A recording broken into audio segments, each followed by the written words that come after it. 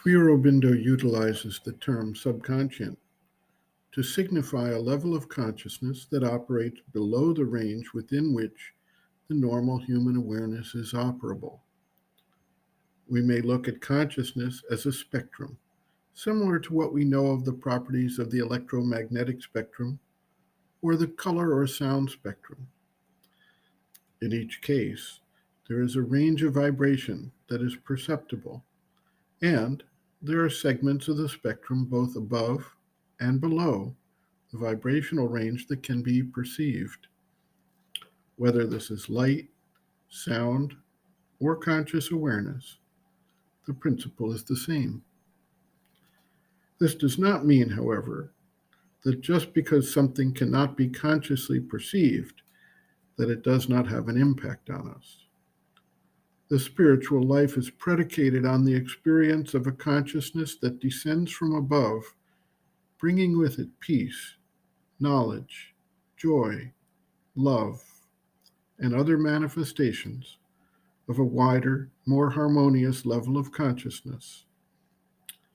Some work to shift their being to the higher plane entirely, abandoning the life of the world, while others seek to extend and expand their range of awareness and become receptive to these higher ranges acting upon the mind, life, and body.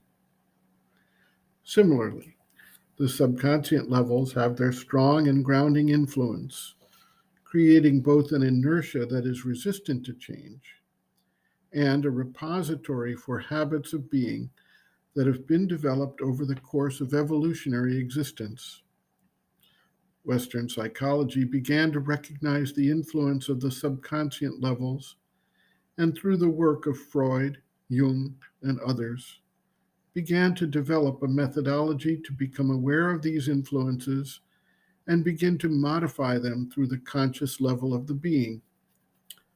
That work, however, remains very much in its infancy and has been plagued by the fragmentation that tries to define everything absent its relation to the whole of life and existence, which is the hallmark of Western scientific analytic thinking.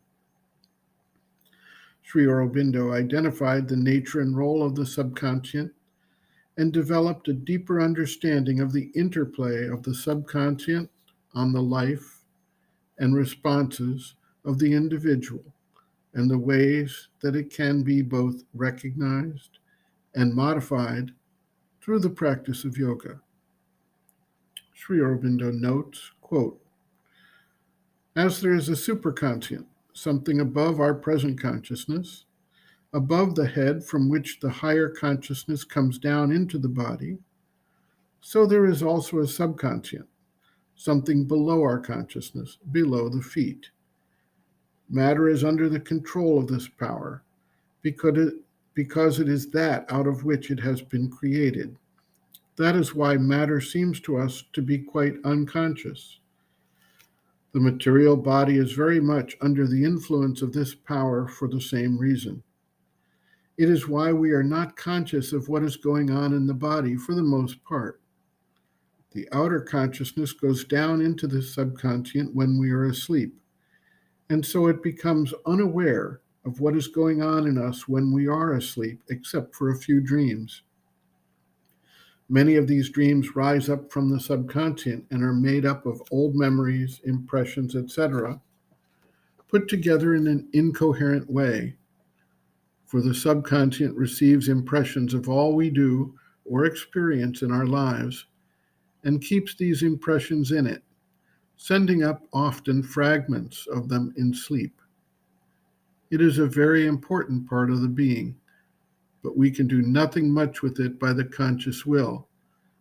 It is the higher force working in us that in its natural course will open the subconscient to itself and bring down into it its control and light." End quote. Reference: Sri Aurobindo, Integral Yoga, Sri Aurobindo's Teaching and Method of Practice, Chapter 9, Transformation of the Nature, Transformation of the Subconscient, pages 262 to 267.